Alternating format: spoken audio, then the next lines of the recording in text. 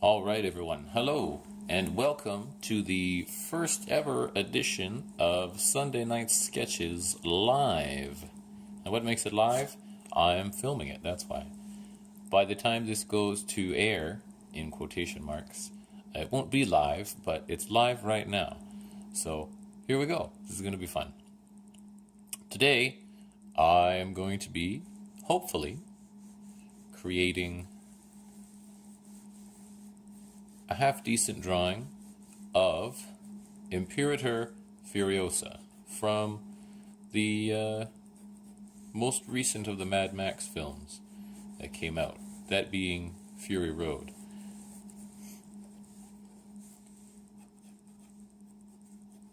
Now, when I first heard that they were doing another Mad Max movie, I got really excited because even though I hadn't really seen the other Mad Max films, not in their entirety anyway, the only one I had really seen was the second one, Road Warrior. And I thought it was a really neat idea. Even then, though, I hadn't seen it from start to finish in one sitting. There was a show that I used to watch, though, when it was on the air when I was younger. It was Reboot. And my fellow 90s kids, you will know what I'm talking about. It takes place inside a computer. You had various characters representing different parts of the computer. You had the binomes, who were the little bits of data. You had, what else did you have? You had megabyte, hexadecimal. They were meant to be virus-type figures, or antagonists at any rate. And there was one episode where they go into a game that is very much inspired by Mad Max. There's the truck scene. Megabyte turns into a truck, and he's full of fuel, I guess you could say. And the user, so usually that would be us, but in the series the user was often an antagonist, maybe not a malicious one, but a problem that the characters had to face. They had to get the megabyte truck. The user had to stop the megabyte truck. And so you have this chase scene that goes on through desert canyons, and with characters all dressed in various Lord Humongous outfits, and it was really great. It was a great time. A great time was had by all. And so I knew, even from a young age, and not having ever seen Mad Max, I knew that I had an affinity for it. So when I heard that they were doing another Mad Max movie, I got excited. And then I saw that Tom Hardy was in it, and I got extra excited. Because Tom Hardy is amazing. He's a great guy. Love what he does. He's great. He's great. And of course, you have such other talents in the movie as well. Such other talented figures. You have Charlize Theron, who is playing the Imperator Furiosa herself. Wonderful performance from her indeed. But, can she do any wrong? I don't think so. Certainly not enough to throw people off anyway. I forget who played Immortan Joe, but that was actually the same guy he was another villain in, I think it was the first Mad Max film. And so he came back, of course, wearing a face mask. So you don't really know it's him. You have, Nick Holt as Nux. Fun time with that guy. He's pretty awesome, gotta say. So yeah, it was a good movie. I really enjoyed it. I went to see it in theaters. And for those of you who who know me, and even if you do know me, you may not know, but I tend not to go see a movie in theaters because they're so expensive these days. And if I do go see a movie in the theater, I will only go about one time. With Fury Road, I went twice to the theater. That's how much I liked this film. So, that's saying something right there. I think so, anyway. It was great. You may have seen news about how the film, can and I think was shot in black and white as well, or it was certainly converted to black and white. And the quality doesn't suffer. If anything, it's even better watching it in black and white than it is watching it in full color. I could watch it either way. I could watch it backwards. I could probably watch it backwards. But I know what happens. So, but yeah, it was a really great movie. It was action packed. Had a lot of great characters. A lot of great actors and actresses as well.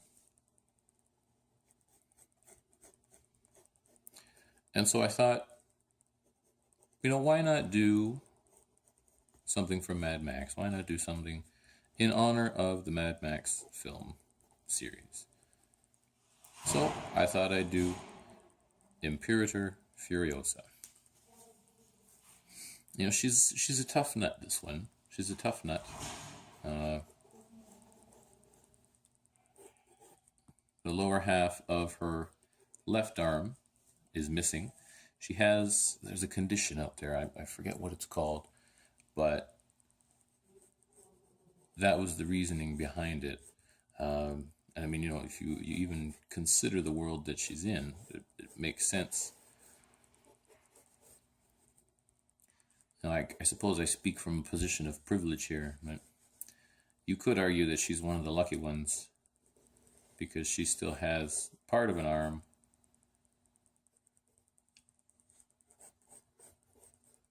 and she's clearly adapted to having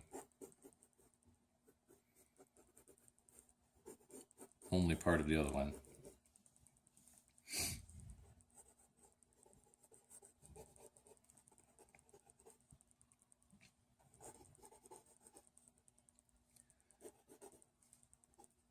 Now, for those of you who may be wondering, I am drawing from a reference picture that I have found online.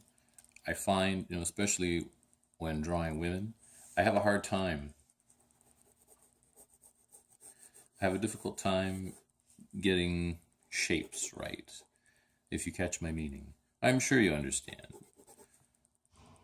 People in general are hard to draw. If you've ever tried drawing something or someone just off the top of your head, you may have been successful. You may also have not been successful.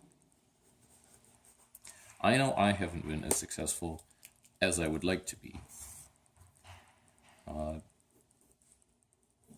Like anything, you need to practice. Practice makes perfect.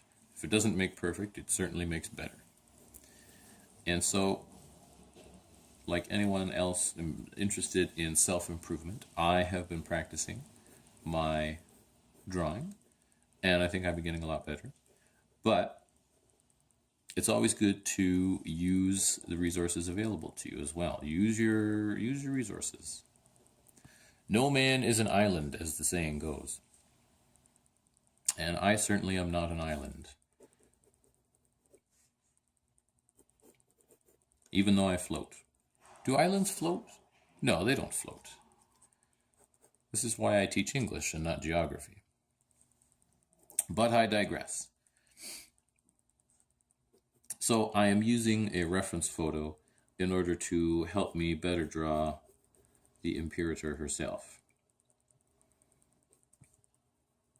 Similar to a recent drawing I did, an earlier one, of the peerless Jack Black and his myriad faces. How do you capture his facial expressions without looking at a photograph. I ask you. It's just, they're so multifaceted.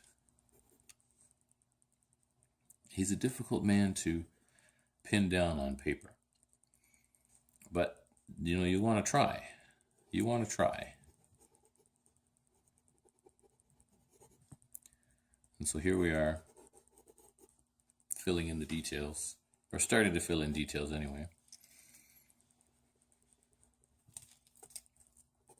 You may notice I am staying away from her face. I'm actually really happy with how her head has turned out so far. I'm still trying to figure out an expression to put on her. She does a lot of scowling. She does a lot of scowling in the film. She does a lot of scowling in the photos.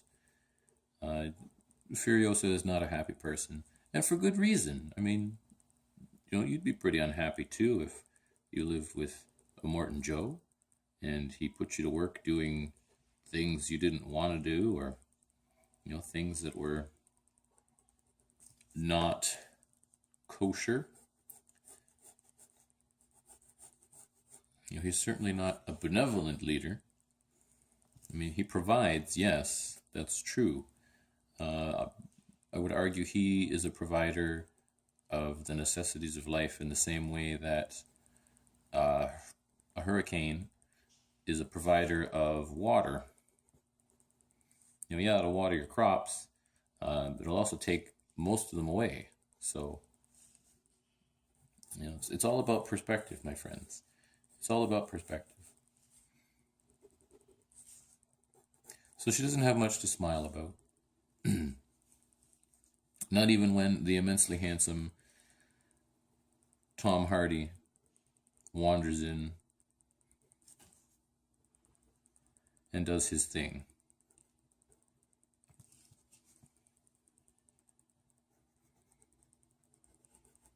Which, hey, if Tom Hardy showed up at my house, I'd be smiling. I'd say, hey, Mr. Tom Hardy, thanks for coming over. What's that thing on your face? Because I'm sure he'd have something on his face. He always seems to have something on his face in his roles, whether it's a beard, as he was in The Revenant, or some sort of cage, like in Mad Max here, or a breathing device, some sort of respirator that pumps anesthetic into his body, as he appeared in the Batman film, The Dark Knight. It's been a while since I've seen that one. But he does a great job wherever he goes. He's a great guy. In the upcoming Venom film, it looks like so far he has nothing on his face, except when the symbiote takes over. But then, it takes over his entire body. So can you really hold that against him? I don't think so.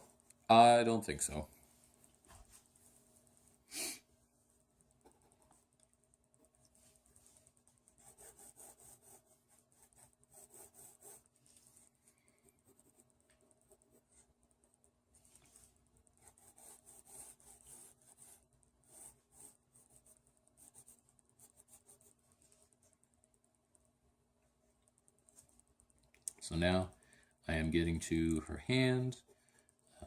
Hands, human hands. They are really challenging to draw. They have how many bones in them? A lot. They have a great number of bones, and the human body is full of bones to begin with. 206 in an adult body. 206 bones. Can you believe it? Of course you can.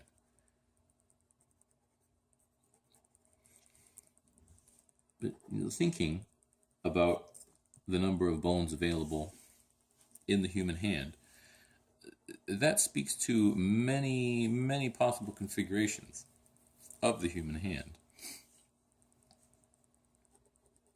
And to attempt to try and draw them all, it would be an effort requiring a lifetime of dedication to get even close to what you are trying to accomplish.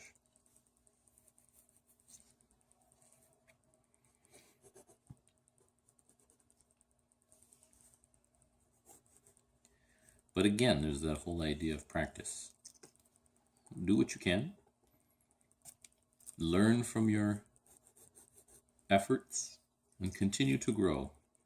And one day you will be drawing with the masters.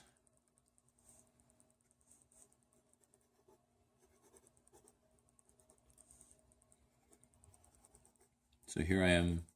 This is called procrastinating. I don't want to touch her face yet because I am still not sure what exactly I want to do with it. You know, do I want to give her an expression like this?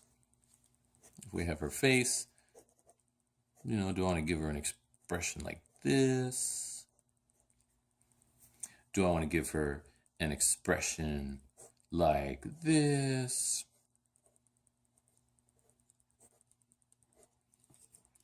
Do I want to give her an expression like this? No, that one's not going to work. It's too happy. It doesn't capture the danger of the wasteland. That's the second time that's happened. You know, it drives me nuts when that happens with my lead, but inevitably it happens.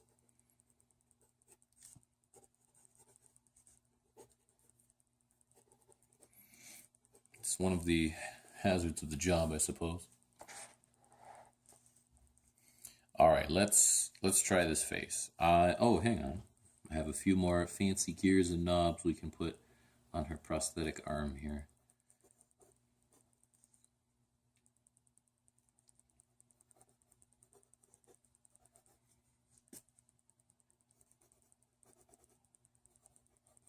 Let's do that. Let's do that. There. That looks pretty convincing, I dare say. There's a little back piece there. Wonderful, wonderful. Wonderful stuff.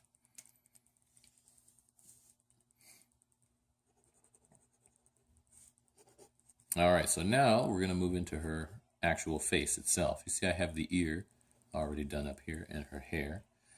Now, whenever I'm drawing a human face, usually I like to start with the nose. I like to start with the nose. It gives me a good landmark to work from. And while I was browsing Pinterest one day, I recently discovered a tip for drawing noses and getting them to sit right. And what you do is, you know, if you're drawing a nose, you put a circle somewhere, and there's a little bulb, and that's the round part in the front. That's the very tip of your nose. And it really helps to just put things in place. So I've been doing that, and it really helps. You know, it really helps. I think that's the thing with figure drawing and drawing people. It's all about landmarks. It's all about landmarks. Okay, so we'll put her mouth in there now. Little bottom part of her lip. So make it a little bigger. There's her chin.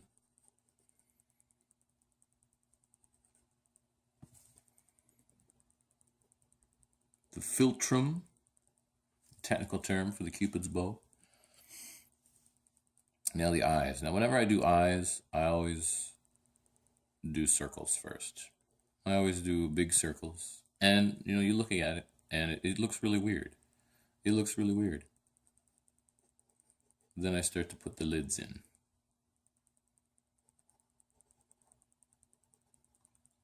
And it starts to look a little better.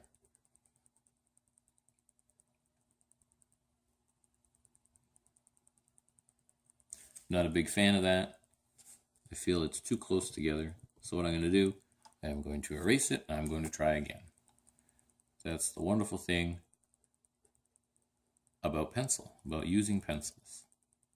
There we go. Much better.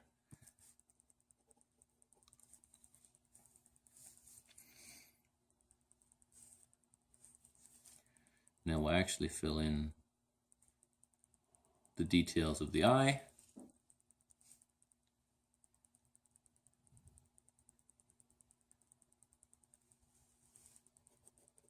Bring out the hair a little more.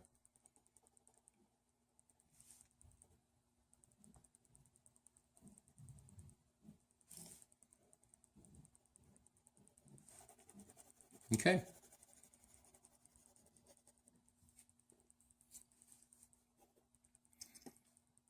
Now we can start shading.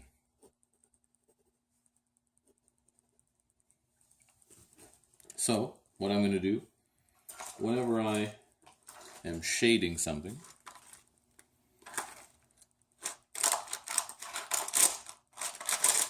I use my handy smudge stick. I call it a smudge stick. It has another name. It's not a stomp. Actually, it might be a stomp. I'm gonna have to look into that. But for the purposes of today, we'll call it a smudge stick. It has a fat end and it has a skinny end. I use both, depending on what I want to do. So whenever I go into smudge, first I'll get rid of all my major guidelines, as many as I can, without destroying my art. Keep as much of the picture intact as possible. And then I look for areas to shade.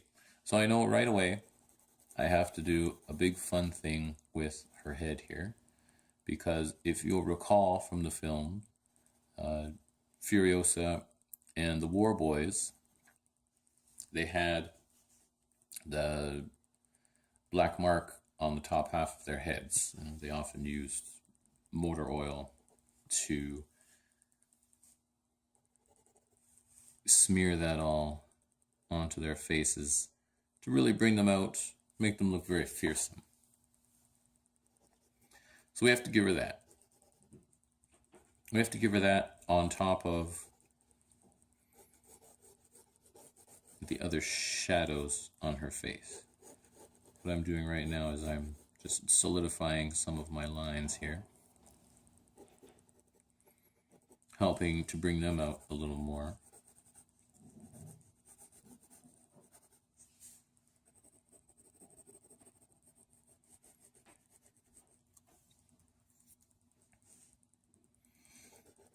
Some of these things I'm being very messy with. Others I'm taking greater care. You know, when I'm trying to define lines, I will take more care with them. But if I'm just looking to fill in space, then what I do is I just start to color, essentially. I start to shade, I start to fill in areas that need to be filled in. And it all comes together pretty nicely.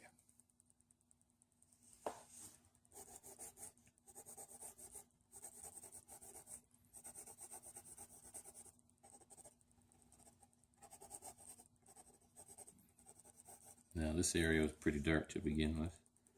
And here we have the pipes from the railings that she's holding on to. Her fingers here, give those a quick burst of shadow. Her arm, her intact arm, and a part of her chin. Moving back up here, I'm jumping a little bit. Fill in some details for the eyes. And she has eyebrows. Okay. Oh yeah, we don't want to forget down in here. She wears a lot of belts. You know? She's a woman who appreciates her belts. You can never have too many belts, I think. I mean, maybe you can. Third time's the charm, am I right? Maybe you can have too many belts. I don't know. I only ever need one.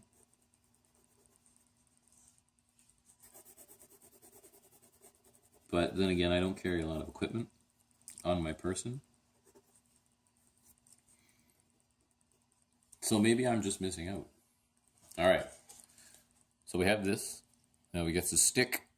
I'm going to start with really big shadows and dark areas. So her forehead, for example, I'm going to smudge that in. And the big spots on her midsection here.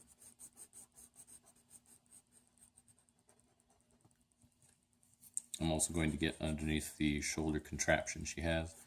I'm going to get parts of her arm, her fingers, and the pipe.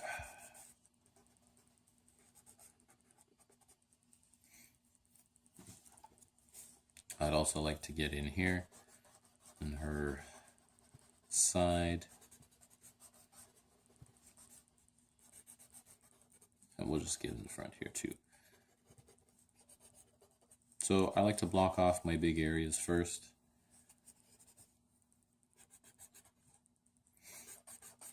Darken up the shoulder harness here.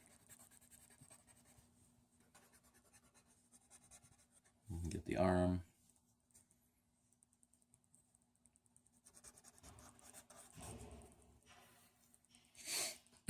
Okay, so now I've lost a bit of detail, so I have to go back in and fix that up.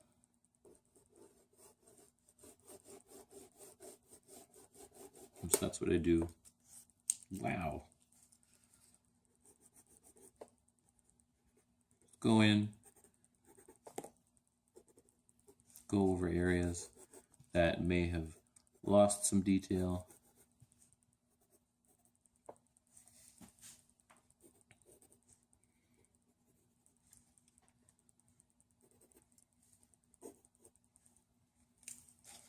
I'm gonna get her hair here. I'm gonna fix that up too. Get her eyes.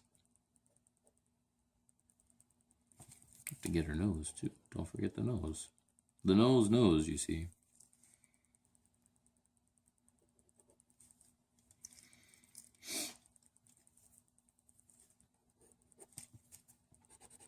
I'm gonna use the smaller end here, the narrower end to get that.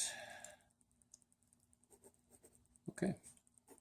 So now we go in and just add a few more details here and there. Make it look nice. I'm gonna take this chunk off here.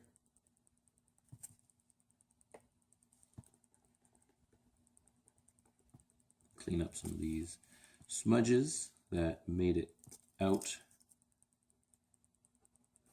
of the boundaries.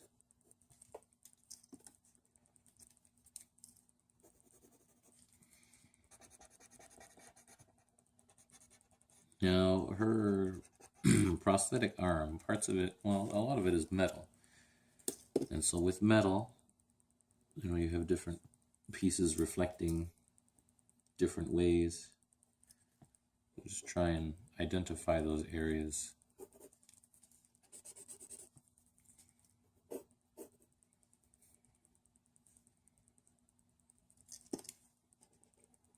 And clean these lines up on her head here.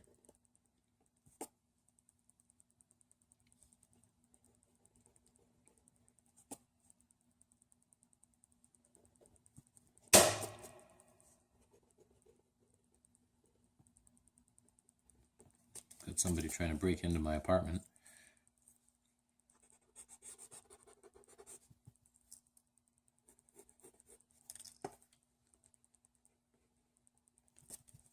They must have heard there was a show going on, wanted to be a part of the action.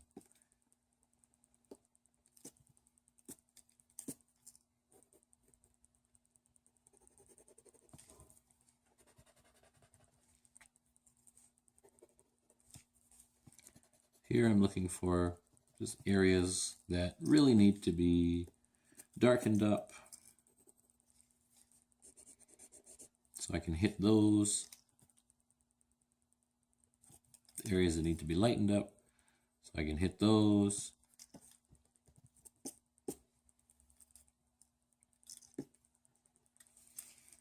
Get these belts here. but I'm not going to go too hard or heavy on them because otherwise you lose the contrast.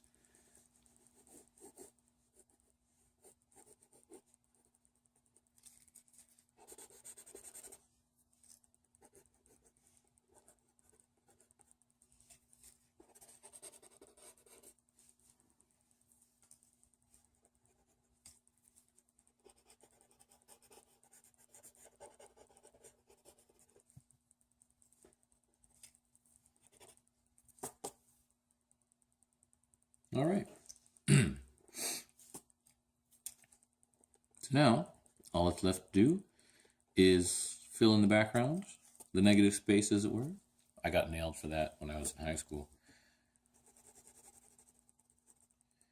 And keep it simple today, just because this is already running on to the 30-minute mark.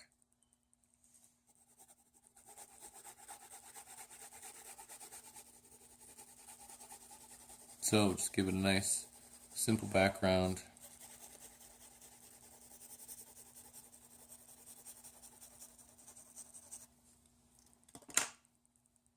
Stick. Use the fat end. That's the fat end. And just go nuts.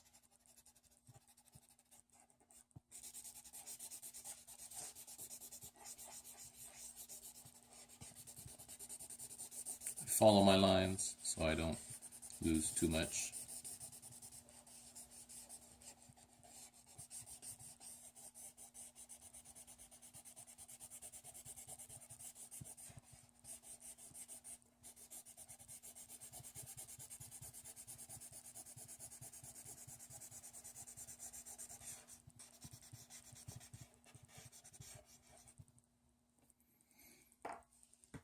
And voila! Imperator Furiosa from Mad Max Fury Road.